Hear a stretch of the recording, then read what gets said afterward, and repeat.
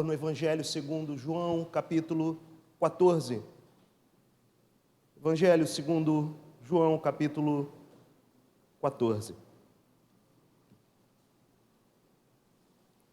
E peço licença também a todo aquele que puder, por gentileza, se colocar de pé para fazermos juntos a leitura dos 7 primeiros versículos.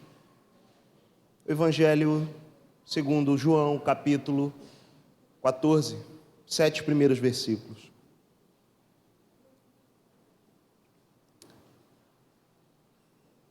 Não se turbe o vosso coração, credes em Deus, crede também em mim. Na casa de meu pai há muitas moradas, se assim não fora, eu vou-lhe teria dito, pois vou preparar-vos lugar, e quando eu for e vos preparar lugar, voltarei e vos receberei para mim mesmo, para que onde eu estou, estejais vós também. E vós sabeis o caminho para onde eu vou. Disse-lhe Tomé: Senhor, não sabemos para onde vais. Como saber o caminho? Respondeu-lhe Jesus: Eu sou o caminho e a verdade e a vida. Ninguém vem ao Pai senão por mim. Se vós me tivesseis conhecido, conheceríeis também a meu Pai. Desde agora o conheceis e o tendes visto. Oremos mais uma vez, por favor. Deus Santo, nos achegamos mais uma vez aqui diante da Tua Palavra, não a primeira nesse domingo, nem mesmo nessa noite, mas nesse momento com o objetivo de aprendermos do Senhor a respeito da vida espiritual que lhe agrada, da vida espiritual no absoluto de Jesus. Que o Senhor possa usar a minha vida, me coloco aqui, Deus, a serviço e à disposição da Tua vontade para o Teu povo, para a Tua igreja que aqui se reúne. Pai, reforço essa oração feita anteriormente ao preparar esse sermão e a faço aqui publicamente, mais uma vez, diante de irmãos e irmãs, amigos que aqui vieram com o desejo de ter vida espiritual, de ter algum tipo de relação contigo, dos mais variados, que todos esses anseios possam convergir para Ti, Jesus, essa noite, e todos possamos sair daqui com a certeza de que ouvimos a Tua voz à medida que a palavra foi pregada. Em nome de Jesus, assim te oramos. Amém. Podemos assentar, por favor, queridos. Meus amigos, nós seguimos nesse desejo de despertamento para uma igreja alerta, preparando-se para a volta de Jesus. De fato, o assunto urgente é o assunto necessário. Poderia dizer que talvez seja o assunto do momento, o assunto da hora, da urgência. Se não fosse assim, não teríamos aproximadamente 150 passagens na Bíblia só sobre o assunto dos últimos dias, só nos preparando para a volta do nosso Senhor Jesus. Então temos de fato que estarmos alerta a respeito de tal assunto. E temos feito essa jornada, agora nosso terceiro encontro, pensando sobre essas sutilezas do inimigo da igreja, do inimigo das nossas almas, em relação à solidez, à constância, à permanência dessa nossa jornada espiritual, dessa nossa jornada de fé, no desejo de sermos pessoas que conhecem o seu Deus, não apenas falam sobre o seu Deus, que não apenas olham para as mãos do que esse Deus pode oferecer, mas queremos ser desses que conhecem esse Deus relacional que é o nosso Senhor Jesus. E para falar sobre o risco de uma segunda relativização, no caso dessa noite, a relativização da espiritualidade cristã, faço memória do que falamos domingo passado, sobre o risco da relativização da Sagrada Escritura, de como temos lidado com a Sagrada Escritura, que a reconhecemos como útil, apta a ensinar, repreender, corrigir, educar, ou seja, capacitar todo aquele que Deus chama para fazer a vontade dele mesmo. E se por um lado, semana passada pensamos por um viés mais da mente, do pensamento, hoje nós vamos refletir à luz do texto de João 14, de 1 a 7, sobre os riscos que envolvem essa espiritualidade cristã que encontra-se extremamente relativizada hoje em dia. E o prisma, a forma, o viés, a lente, talvez não seja tanto racional, mas um tanto mais emocional, falando mais ao coração. Porque afinal, é do coração que procedem esses anseios por algum tipo de espiritualidade. E espiritualidade, de fato, tem sido um dos elementos que o ser humano desse tempo, ou o chamado ser humano pós-moderno, tem buscado. Espiritualidade. Inclusive é uma palavra que cai bem até para o ouvido daqueles que necessariamente não são crentes, os incrédulos. Muitos incrédulos respeitam a ideia da espiritualidade. E espiritualidade precisa ser colocada nos seus devidos termos, como quando falamos da vida com Jesus, da vida com o nosso Senhor Jesus. Com a vida com o nosso Senhor, que é vivida por causa do sopro do Espírito Santo, que recebemos da parte dele quando somos salvos pela graça. Tal vida não é apenas uma vida da razão, porque eu decido ter uma espiritualidade, tampouco é uma vida das emoções, porque eu sinto que preciso ter uma espiritualidade.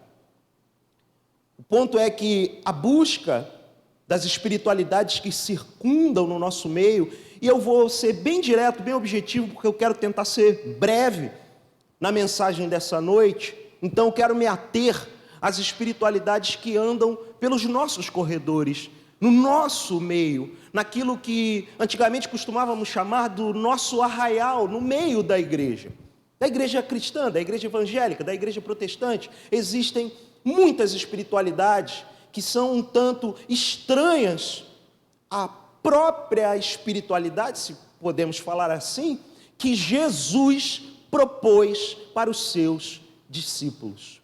Muito porque o nosso coração de brasileiro é extremamente voltado para si. O nosso coração latino, ele bate mais forte do que o de outros povos, alguém já disse. E por mais que essa pecha, esse carimbo, esse rótulo possa ter um olhar agradável para alguns, ele guarda alguns riscos com os quais eu e você precisamos estar alertas, precisamos estar atentos. Essa busca por uma espiritualidade, por um caminho de fé, baseada no coração, por vezes tem o supremo objetivo de simplesmente ter uma vida melhor. Muito do que se fala na busca pelos caminhos, as veredas que levam a ter essa chamada vida espiritual, dizem respeito a encontrar um bom relacionamento afetivo, ou ter uma melhoria financeira, ter prosperidade financeira, ou cura de enfermidades, ou encontrar amigos, fazer parte de um coletivo, sair do isolamento. E a gente viveu um período extremamente triste nesse sentido, em razão dessa grande crise sanitária, muitos forçados a ficarem em isolamento durante muito tempo, e a busca pela espiritualidade nesses últimos dias tem se demonstrado como uma forma até de se curar dos males desse período de isolamento global, praticamente, que todos passamos. O ponto é que, conquanto essas coisas sejam legítimas, não é errado você querer encontrar o amor da sua vida para se casar, não é errado você querer ter um patrimônio, não é errado. Talvez desses elementos é o mais perigoso, porque a busca pelo dinheiro, acima de tudo, é a raiz de todos os males. Mas você ter o mínimo para viver com dignidade é ok, é pertinente. Você querer ter suas enfermidades curadas também é legítimo. Você fazer parte de uma comunidade, estar vinculado a pessoas, também é muito bom. Mas Jesus tem uma proposta quando ele fala de uma vida com ele, de uma caminhada com ele. E essa proposta, ela trabalha sim com o nosso coração. Nosso Deus não é um Deus racionalista. Por mais que eu gosto muito sempre de enfatizar aqui, a nossa congregação, ela valoriza a teologia, reconhece o valor da teologia, como há muito tempo atrás a teologia era considerada a rainha entre as ciências. Hoje ela é colocada talvez como a tia louca para os racionalistas da academia. Mas em tempos áureos, a teologia ocupava lugar de primazia no meio da ciência. E nós valorizamos isso aqui. Mas quando valorizamos teologia, não valorizamos teologia considerando apenas um aspecto racionalista, onde tentamos, de uma maneira louca, insana, dissecar a Escritura ou até mesmo Deus através de recursos adicionais que a teologia faz. Não, meus irmãos, ao contrário. A teologia para nós serve apenas como uma moldura adequada para que aquilo que é mais importante, a obra mais importante, tenha destaque, relevância, iluminação devida à palavra de Deus. É só para isso, é só para isso. E reconhecendo isso, reconhecemos que o nosso Deus considera, até porque Ele nos criou a sua imagem e semelhança, a todos nós, amigos, todos que estamos aqui essa noite, fomos criados por Deus, a sua imagem e semelhança. Isso é uma demonstração da bondade de Deus para com a sua criação, para com a sua humanidade. Ele lhe deu a sua imagem e a sua semelhança. E ao fazer isso, Ele coloca em nós esse coração, e eu não quero apenas pensar no órgão, mas nesses impulsos do coração, nesses afetos emocionais, e que sim, o nosso Deus tem cuidado. Passagem conhecidíssima na sabedoria judaica, Provérbios 4:23, bem fala: sobretudo o que se deve guardar, guarda o teu coração, porque dele procedem todas as fontes da vida. A sabedoria bíblica já contempla a importância do coração, reparem. Mas o que Jesus tem a falar para o coração daqueles que foram mais próximos, mais íntimos e puderam experimentar a espiritualidade absoluta de Jesus ao fazer o que fizemos aqui, há alguns momentos atrás, pessoalmente com Jesus, conforme o relato do Evangelho de João, capítulo 13, capítulo anterior ao que lemos, nos mostra. Então eu quero colocar um pouco a gente no cenário do texto lido. Essa é uma das passagens e uma das seções das Escrituras mais sublimes. Esse último encontro de Jesus, que é registrado pelo apóstolo João, do capítulo 13 até o capítulo 17, culminando na oração de Jesus ao Deus Pai a respeito dos seus discípulos e daqueles que haveriam de crer na mensagem pregada por esses discípulos. Coisa preciosa, coisa lindíssima essa passagem. E aqui no verso 14, nesse trecho que nós lemos, estamos no meio da conversa de Jesus com seus discípulos. O capítulo 13 começa, como a maioria de nós conhecemos, com a bela cena da lavagem dos pés dos discípulos por Jesus, e a partir daquela ação de Jesus, um grande ensino do mestre começa a ser entregue aos discípulos, aos 12, inclusive ao traidor Judas que estava entre eles, vale lembrar. E aqui no verso 14, pouco depois, pouquíssimo depois, de Pedro com seus arroubos de espiritualidade, de ser muito crente, muito santo, muito desejoso de Jesus, chega a dizer: eu dou a minha vida por ti, mestre, eu dou a minha vida por ti, Jesus. E Jesus o repele: você vai dar a sua vida? Penso que não. Vai chegar a hora que você vai me negar. E Jesus profetiza a respeito da negação, da rejeição, da renúncia de Pedro. Pouco depois dessa passagem, começa o texto que nós vamos ler, mais uma vez, e vamos buscar examinar e beber daqui o que é necessário para que a nossa sede seja saciada, a nossa sede de vida com Deus, de vida cheia do Espírito, que o Senhor nos ajude nessa jornada. O texto começa dizendo: não se turbe o vosso coração, não se perturbe o vosso coração. Penso que Jesus faz essa declaração muito direta aos discípulos por ter trazido uma palavra muito firme a Pedro, uma palavra de correção. Pedro fala da sua paixão, da sua entrega, do seu amor por Jesus a ponto de dar a sua própria vida. E Jesus o repreende com uma profecia ainda. Mas o cuidado de Deus para com seus discípulos se manifesta nessa palavra de paz. A ausência da perturbação é a paz de Deus entregue aos seus discípulos. Não se turbe o vosso coração. E a passagem começa com isso, colocando o coração dos discípulos no seu devido lugar, colocando o coração daqueles que buscam a espiritualidade cristã, centrada em Cristo, no seu devido lugar. Como falei, nós estamos num cenário de múltiplas propostas a respeito de como devemos ler a Bíblia.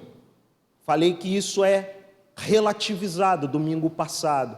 Relativizado é a mesma coisa que algo considerado apenas pela perspectiva do que é relativo e não do que é absoluto. O mesmo vale para a espiritualidade cristã. Quando nos posicionamos aqui nessa igreja local em nome de uma fé que converge, o desejo de um fervor onde haja espaço para Deus manifestar-se como Ele bem quiser, debaixo da sua soberania sobre nós, e entendemos isso sob a orientação das Escrituras, queremos aqui nos afastar de exageros que apelidamos como manifestações espirituais, muitas vezes, que apelidamos como manifestações pentecostais até, mas que muitas vezes apenas refletem o impulso e os desígnios do nosso coração que precisam ser guardados.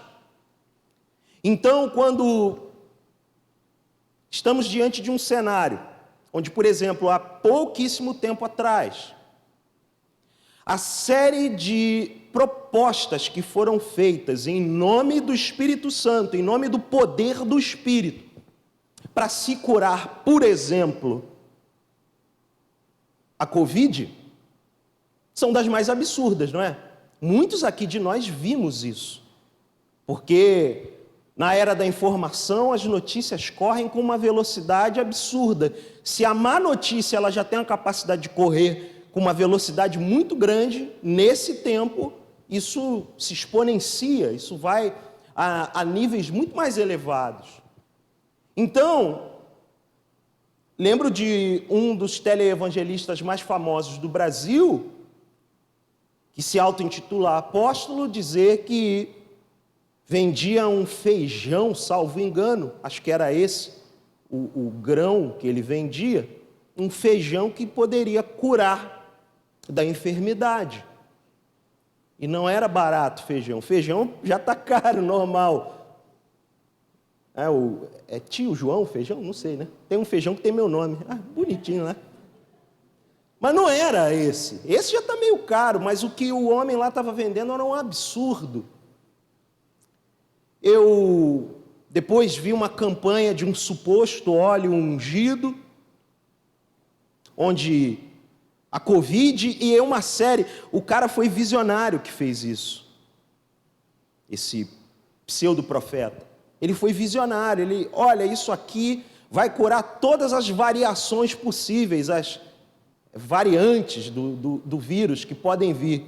Então ele tinha um selo da Anvisa, do mundo invertido dele, porque espiritual aquilo não era de uma realidade paralela dele lá, que ia curar até as possíveis variantes. É claro que eu estou trabalhando aqui com o extremo da caricatura.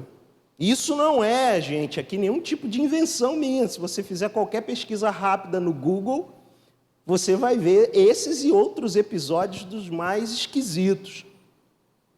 Mas tudo isso tem uma raiz de uma coisa chamada animismo, uma forma de ver o mundo e, consequentemente, a espiritualidade, como se coisas que não são essencialmente humanas pudessem ter poder espiritual nelas mesmas. Isso é muito enraizado na cultura brasileira dos povos originários do Brasil, por assim dizer. Os ameríndios, eles praticamente todos, da Norte América até o extremo do sul das Américas, os povos ameríndios são animistas. Então, as árvores, os animais, os rios, a própria floresta, são manifestações de Deus. Desde pequenas partículas de rocha até a maior das montanhas, todas essas são manifestações ou até mesmo próprio Deus ou deuses para alguns desses povos. E a nossa cultura, inclusive a nossa cultura evangélica, ela quase que sem querer, querendo, foi bebendo disso. De modo a acharmos, muitos acharem, que uma espiritualidade que se inclina a objetos é possível. E nós precisamos estar alertas, irmãos, porque, mais uma vez, eu penso que a busca por um grande milagre na vida, a busca por atender um grande anseio do coração, faz a gente cometer loucuras até com a melhor das intenções. Por exemplo, querer ver um filho que está enfermo sendo curado. E alguém no desespero, já esperando há muito e muito tempo que haja um milagre, nada acontece, de repente aparece um curandeiro, um operador de milagres desses, autodeclarados, e as pessoas simplesmente vão e seguem isso. Como disse, isso é o extremo, mas essas manifestações, elas têm desdobramentos na forma prática de enxergarmos a nossa fé, na forma prática de exercermos espiritualidade. E aí isso se reclina ao nosso coração, aos nossos anseios, e a como por vezes o nosso coração acaba dominando a nossa mente, ou seja, as nossas emoções começam a dominar a nossa razão. Isso começa, portanto, a relativizar, a pegar aquilo que é absoluto em Deus, conforme as Escrituras nos ensinam, e transforma em algo que pode ser relativizado. De modo que, como buscamos o Senhor, como devemos orar, por que devemos orar, por que devemos jejuar, começa a tomar outros ares, outras formas, outras manifestações, por causa de como o nosso coração se perturba com as lutas da vida. Inclusive com as lutas nessa jornada de conhecer o Senhor. E aí o texto em João 14 mostra isso. Eles estão num momento sublime com Jesus. e naquele momento surge uma palavra dura. E Jesus, sendo Deus e sabendo de todas as coisas, e imaginando não, mas sabendo da perturbação do coração dos discípulos, traz essa palavra, apacentadora, acalentadora, que endireita veredas, que endireita caminhos. Não se turbe o vosso coração, não se perturbem. Muitas vezes o nosso coração se perturba na nossa jornada de querer conhecer a Jesus, por muitas vezes a nossa mente, enganada pelo nosso coração, nos permitir ir para caminhos, para propostas de verdade e até de vida, muito distantes do simples banquete que Jesus nos serve. Foi maravilhoso ouvir do bispo Weber essa palavra, a exuberância da mesa do Senhor, contemplar isso. Porque a exuberância não está nos elementos visíveis, a exuberância está na obra realizada por Cristo Jesus. A grandeza, o escândalo da cruz é que faz com que essa simples mesa, sem grandes artefatos, seja algo absolutamente sobrenatural. De modo que, quando tomamos parte desse elemento 2 vezes no mês aqui, isso não pode ser enxergado como mais um mero rito da nossa fé. Por isso, a importância de instruir calmamente, detalhadamente o que fazemos quando tomamos parte do pão e do cálice. Precisamos ter isso claramente. Porque à medida que o nosso coração engana a forma como a nossa mente funciona, nós somos levados a caminhos ou descaminhos, a verdades ou falsas verdades ou sofismas, ou apenas uma sobrevivência nessa terra que não tem a ver com a proposta de caminhada espiritual que Jesus tem para nós como seus discípulos. O Salmo 131, um dos mais belíssimos salmos de romagem do saltério, diz o seguinte: Senhor, não é soberbo o meu coração, nem altivo o meu olhar. Não ando à procura de grandes coisas, nem de coisas maravilhosas demais para mim. Pelo contrário, fiz calar e sossegar a minha alma, como a criança desmamada se aquieta nos braços de sua mãe. Como essa criança é a minha alma para comigo, espera, ó Israel, no Senhor, desde agora e para sempre. Muitas vezes o nosso caminho nessa estrada da vida se desvia, se perde, e a nossa espiritualidade se relativiza, porque o nosso coração se ensoberbece. E quando ele se ensoberbece, ele toma o controle da nossa mente, que deve ser de Cristo. Como tomou, na minha interpretação, o coração de Pedro. Deixa bem claro, é a minha interpretação do texto anterior de João capítulo 13, que eu não li. Mas logo no final, se você conferir aí, você vai ver. O que leva Pedro a falar aquela palavra?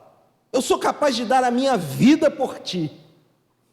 Será que ele não se colocou num pedestal de espiritualidade muito alto? A minha interpretação leva a crer que sim, meus irmãos e irmãs, porque eu conheço a história, né? Eu já li os demais desdobramentos do apóstolo Pedro. E quando digo que o coração dele se inclinou a isso, eu me coloco no lugar dele também. Não interpreto como quem julga e diz, esse Pedro era alguém complicado. Eu olho e vejo como um reflexo da minha própria natureza, da nossa própria natureza. Nosso coração é enganoso. Por isso eu creio que devemos seguir essa trilha, quando Jesus fala, não se turbe o vosso coração, lembrar do Salmo 131, Senhor, não é soberbo meu coração, nem altivo meu olhar, não ando à procura de grandes coisas. Quando o nosso coração engana, saboteia a nossa mente, nós começamos esse caminho muito complicado, essa espiral decadente, que pode nos levar a uma espiritualidade que nos afasta de Jesus, que nos afasta de Cristo, simplesmente uma falsa espiritualidade. O texto continua no verso 1 de João 14, credes em Deus, crede também em mim. Não se turbe o vosso coração, discípulos. Creiam em Deus, creiam também em mim. A importância dessa vida confessional, se queremos ter uma espiritualidade no absoluto de Jesus. Crer, ter esse absoluto, acreditar, crer. Crede em Deus, crede também em mim. O verso 2 apresenta o elemento escatológico, ou seja, das últimas coisas dessa passagem. Na casa de meu pai há muitas moradas. Se assim não fora, eu vou-lo teria dito, pois vou preparar-vos lugar. Vou preparar-vos lugar. Nessa casa do Pai Criador, o Filho Salvador prepara um lugar para os seus discípulos. Não turbem o vosso coração, não se perturbem. Guardem o seu coração. Guardem o coração como, amados? Creiam em Deus, creiam também em mim, diz Jesus. Porque na casa de meu Pai há muitas moradas, há habitação, não há lugar de abandono. Pois vou preparar-vos lugar. A ideia é que existe essa casa, existem esses cômodos, as moradas, e existe o lugar de cada discípulo preparado pelo próprio Deus Salvador, Cristo Jesus. Não turbe o seu coração. Não pense em coisas grandes demais, não se ache demais, como falamos no popular. Desça alguns degraus. Verso 3: e quando eu for e vos preparar lugar, voltarei e vos receberei para mim mesmo, para que onde eu estou, estejais vós também. O verso 3 nos apresenta a bendita esperança. Ele vai voltar. Escatologia, falar a respeito das últimas coisas, não deve, como é muito comum na espiritualidade evangélica, me perdoe, irmão, tanto rasa, não deve ser considerado como algo esquisito, aquele filme equivocado, deixados para trás. Se você viu esse filme, meu irmão, sem medo de errar, eu falo, não acredite no que é proposto naquele filme ou naqueles livros. Ok? Não acredite. É uma teologia equivocada a respeito da volta de Jesus. Essa mensagem não é a respeito da volta de Jesus. Nós não vamos tomar tempo aqui, mas eu não posso deixar esse apelo do Espírito passar. Se você viu esse filme, eu sei que é muito popular, para a turma mais nova talvez não, mas para o pessoal já da minha idade para cima, deixados para trás, não é a teologia bíblica correta a respeito da volta de Jesus. É um troço aterrorizante. E a volta de Jesus não deve aterrorizar os filhos de Deus, ao contrário, deve alegrar os filhos de Deus, deve encher de esperança os filhos de Deus, porque quando Jesus voltar, muitas coisas antes da sua volta, ruins haverão de acontecer, e nós já estamos nelas, meus irmãos, temos sido aqui alertados desde o púlpito dessa igreja a respeito disso. Mas quando ele voltar, a nossa adoração, uma palavra durante o período de adoração essa manhã, me capturou aqui pelo Espírito. Incessante, a adoração será incessante, sem cessar, sem fim.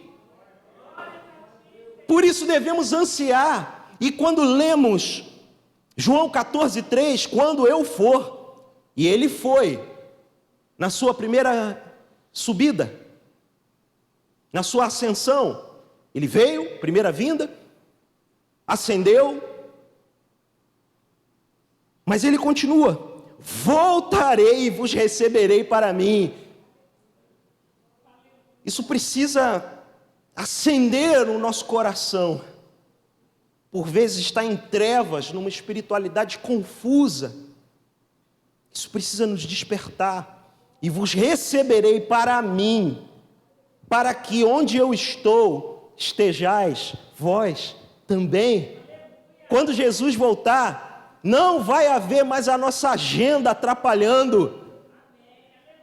Não vai haver mais pecado atrapalhando. A comunhão será plena, perfeita, será um casamento. Versículo 4. E aqui muito importante nessa passagem: e vós, discípulos, sabeis o caminho para onde eu vou. Vós sabeis o caminho. E aqui no verso 5 entra um interlocutor, mais um. Depois de Pedro, mais um discípulo levanta a sua voz, e esse, o apóstolo Tomé, acredito que com o coração certo, mesmo que com concepções equivocadas, e a gente vai entender o porquê. Leia comigo. E disse-lhe Tomé, verso 5, Senhor, não sabemos para onde vais. Como saber o caminho? É aquele aluno da classe que é bom, porque quando ele está na aula e não entende, ele levanta, não entendi. Senhor, não sabemos para onde vais. Jesus já está vindo, trazendo pérolas de conhecimento dele mesmo para os seus discípulos, sem contar o período de que, quando essa passagem foi escrita, de quase 3 anos de caminhada. E ele ainda não sabe para onde vais. E se pergunta: como saber esse caminho da espiritualidade? Por mais que a postura de Tomé seja desse aluno que não entendeu, eu prefiro me colocar juntinho dele também. Eu preciso perguntar a Jesus, porque Jesus é bondoso e misericordioso para com gente como eu e como você.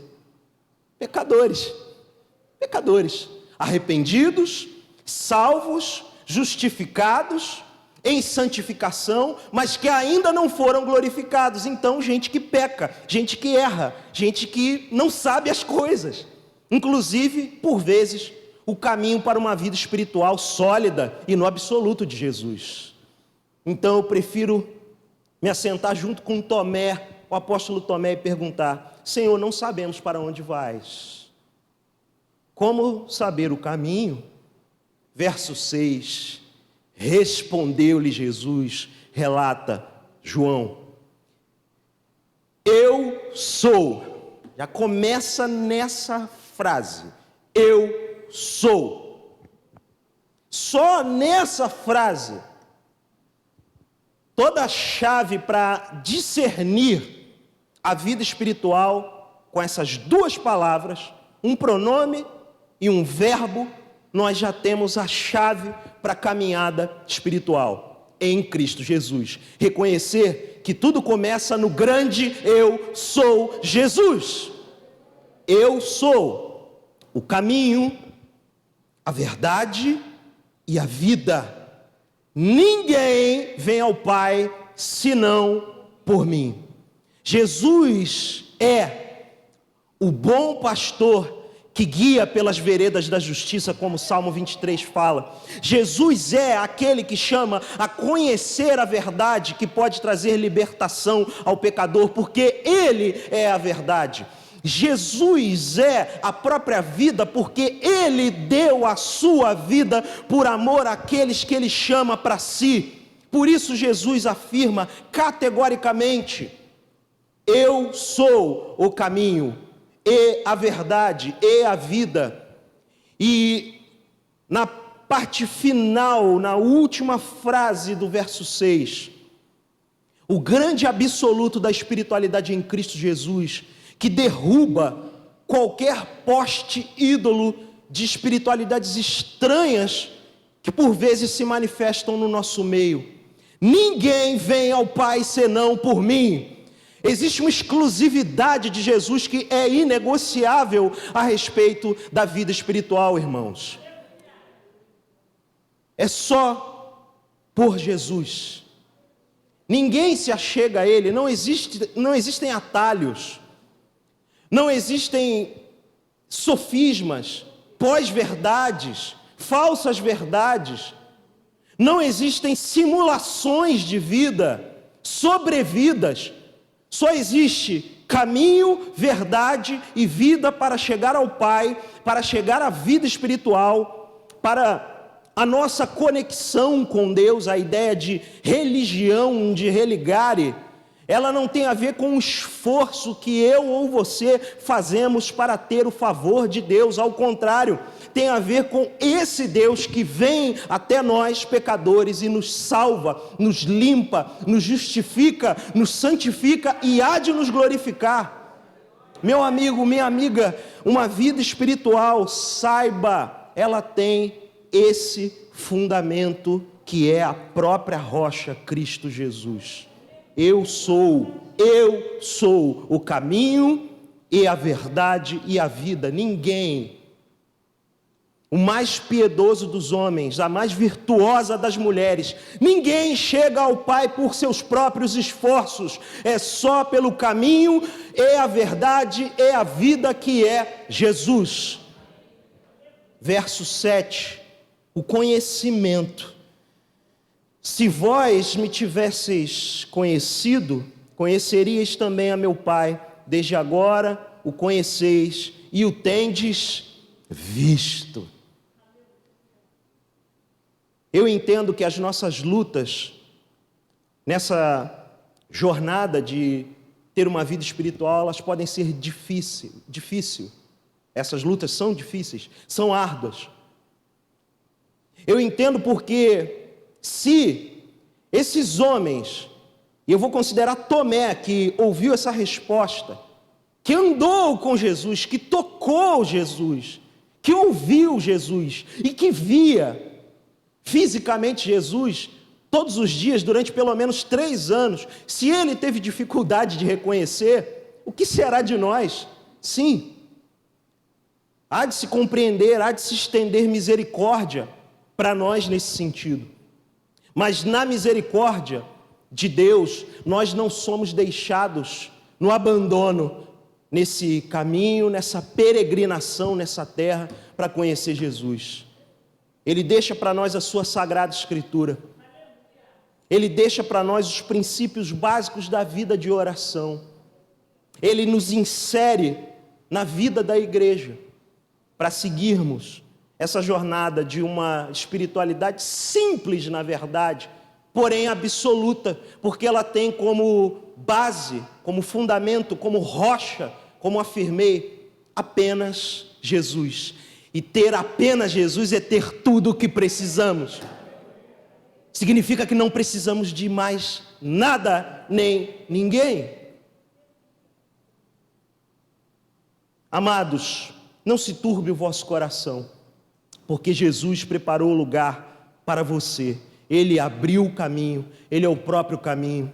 Não se turbe o vosso coração, porque o próprio Jesus é a sua morada, e Ele virá e o levará para si. Não se turbe o vosso coração, porque Jesus veio e derramou o seu Espírito Santo quando foi assunto ao céu. Esse Espírito está agora com aqueles que foram salvos. E amigo, amiga, se você não se reconhece como salvo, você pode sair daqui essa noite com esse Espírito habitando em sua vida. Precisamos entender, para concluir essa mensagem, que existem muitos riscos que obstruem esse caminho, essa jornada, essa via que nos prepara para a volta de Jesus. São muito sutis e se embrenham no nosso meio. Mas a espiritualidade cristã ela é muito, muito, muito simples. E ela tem um absoluto que é o próprio Deus dessa espiritualidade, que é Jesus. Algumas coisas para levarmos daqui e meditarmos nessa passagem. O meu convite é que continuemos meditando nos próximos dias, até a próxima quarta-feira, nesses 7 versículos de João 14. João 14, de 1 a 7 apenas. Até lá, pensando, lendo, meditando nessa palavra, saiba que na espiritualidade absoluta de Jesus, não precisamos fazer o nosso próprio caminho. Você não precisa dar o seu jeito para ter a sua espiritualidade. Isso não depende de você. Vida espiritual com Jesus tem o aspecto onde nos posicionamos, nos disciplinamos para orar, para ler a Bíblia, para jejuar, tudo isso. Mas tudo isso só acontece porque tudo que deveria ser realizado na cruz foi realizado. E não foi por mim nem por você. Quem abriu o caminho foi Jesus. Quem abriu esse caminho foi Jesus. Isso é uma boa nova, porque o melhor do nosso sacrifício, a mais heróica da nossa morte, não poderia aplacar a ira de Deus contra os pecadores. Nenhum dos nossos melhores esforços. Por isso Jesus abriu o caminho. Segunda coisa, na espiritualidade absoluta de Jesus, somos libertos das falsas verdades do século presente. Ele que nos liberta, Ele é o nosso libertador, porque Ele é a própria verdade. Vale sempre lembrar, é conhecendo a verdade que somos libertos, mas a verdade é uma pessoa, a verdade é Deus, a verdade é Jesus. Ele é a verdade.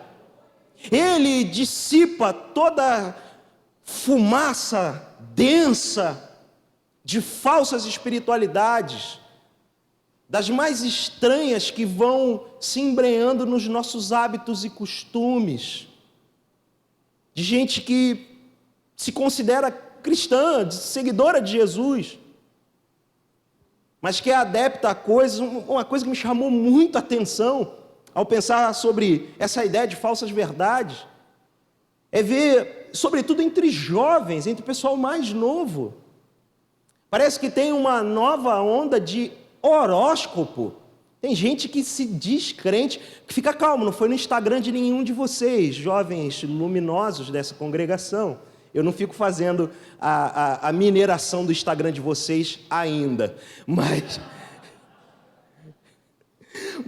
eu vi de outros, os chamados influenciadores, que se dizem cristão, evangélico, conservador, tem um monte de negocinho assim, bonitinho, bandeira do Brasil, aí horóscopo, signo Sagitário. O que é isso, gente? O que está acontecendo? Entra no ardil que o bispo denunciou essa manhã. Quem estava aqui ouviu, e quem não estava pode ouvir depois pelo YouTube ou pelo aplicativo, site da igreja. Essa ideia não tem nada a ver. Uma série de espiritualidades estranhas, de sofismas, de falsas verdades, vão entrando em nome do nada a ver. Inclusive na caminhada de uma espiritualidade cristã. Mais uma vez eu fui para um absurdo, para a caricatura, para o extremo, mas que sim, acontece no nosso meio. Mas por vezes a ideia de que para o ambiente de espiritualidade ficar legal mesmo, a gente tem que diminuir a luz, tem que ter um dimmer para ir diminuindo a luz, tem que ter uma ambientação, uma cama de teclado. O pessoal que opera na música sabe do que eu estou falando, senão vai ser espiritual, senão não é, né? Senão não é.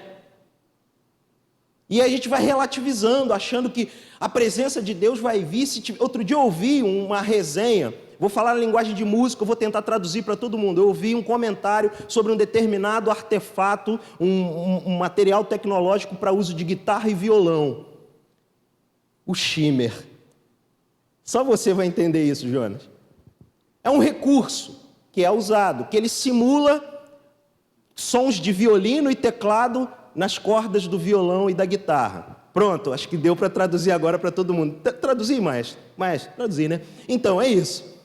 É um simulador de violino, de violoncelo, de teclados para instrumento de corda, para violão ou guitarra. Aí eu estava vendo, né, alguns comentários desse pedal, que eu estava pensando em comprar, e depois que eu vi esse vídeo, eu não vou mais comprar esse negócio não.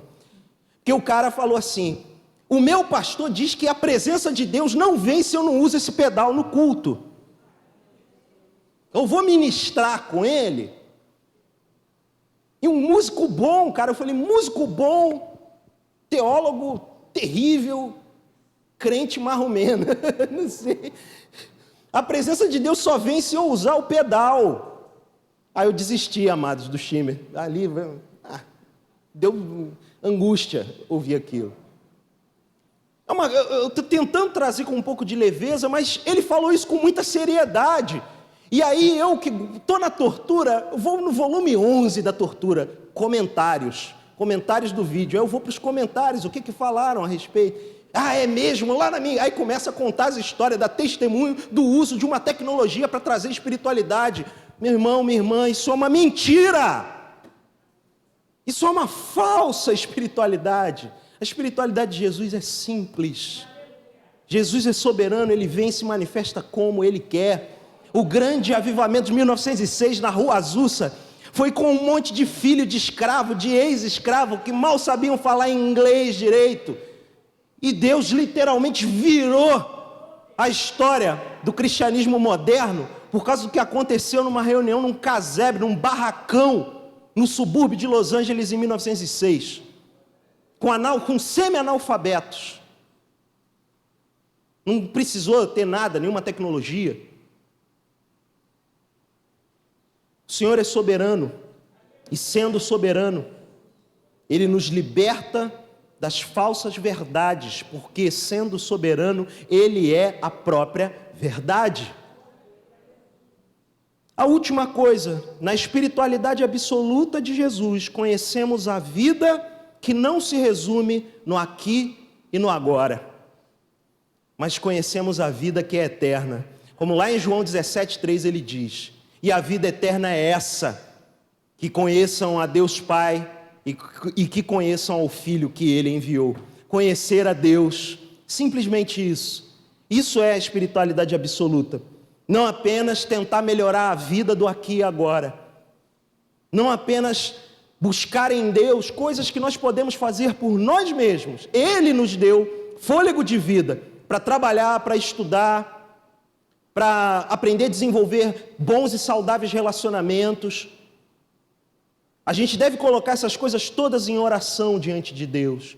Mas a nossa busca por Deus, ela não pode ser uma jornada de melhoria da vida, de qualidade de vida. Meu irmão, minha irmã, nós somos chamados para a vida eterna com Ele. E isso deve nos bastar, isso deve nos alegrar, isso deve saciar a nossa sede e a nossa fome. Porque todos nós temos, todos, fome por Deus, sede por transcendência. Mas saibam, isso só pode ser saciado por Jesus. Nenhuma outra coisa, nenhuma outra proposta pode saciar essa sede. Só aquele que literalmente é o pão da vida e derramou o seu sangue para que eu e você pudéssemos ter vida. Vamos ficar todos, fique por favor de pé e vamos orar. Se amigos que estão aqui essa noite vieram para cá com seu coração perturbado, agitado, aflito, por questões das mais variadas,